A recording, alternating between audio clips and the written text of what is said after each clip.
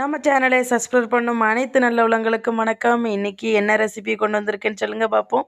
பொட்டேட்டோவை வச்சு ஒரு மினி போண்டா செய்யலாமா? வாங்க.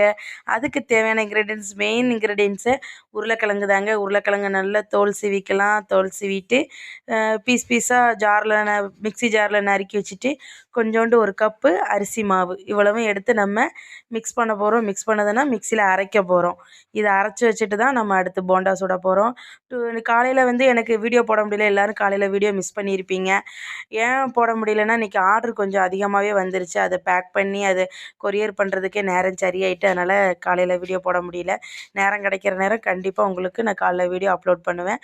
அப்புறமா அரைச்சி வச்சதை ஒரு பவுலில் மாற்றிட்டு அதுக்கப்புறவு கொஞ்சம் வெங்காயம், மல்லிச்செடி, மஞ்சள் பொடி, வத்தப்பொடி நான் கம்மியாக போட்டிருக்கேன். நான் அடிக்கடி சொல்கிறேன், குழந்தைங்க சாப்பிட்றதுனால ரொம்ப காரமாக வேண்டாம். உங்களுக்கு ஸ்பைசியாக வேணும்னா நீங்கள் காரம் இன்னும் கொஞ்சம் சேர்த்துக்கலாம். மிளகாவும் நறுக்கி போட்டுக்கிடலாம். நான் எனக்கு தேவையான காரத்தை நான் போட்டுக்கிட்டேன். அப்புறம் கொஞ்சம் காயப்பொடி, மெயினாக உப்பு இதையும் போட்டு நல்லா மிக்ஸ் பண்ணிக்கோங்க. நல்ல தோசை மாவு இல்லைனாலும் ஒரு இட்லி மாவு பதத்துக்கு அது வரணும் அரைச்ச பிறகு. உருளைக்கிழங்கு பொடிசாக நறுக்குங்க. நான் கொஞ்சம் பெருசாக நறுக்கிட்டேன். கொஞ்சம் அரைப்பட கொஞ்சம் கஷ்டமாயிட்டு, நீங்கள் பொடிசாக நறுக்கி நீங்கள் எல்லாம் ரெடி பண்ணி வச்சுக்கோங்க. இதை நல்லா பிசைஞ்சு விட்டுட்டு நல்லா எண்ணெய் காய வரவும் நல்லா கொஞ்சம் கொஞ்சமாக கையை வச்சு விட்டாலும் சரி.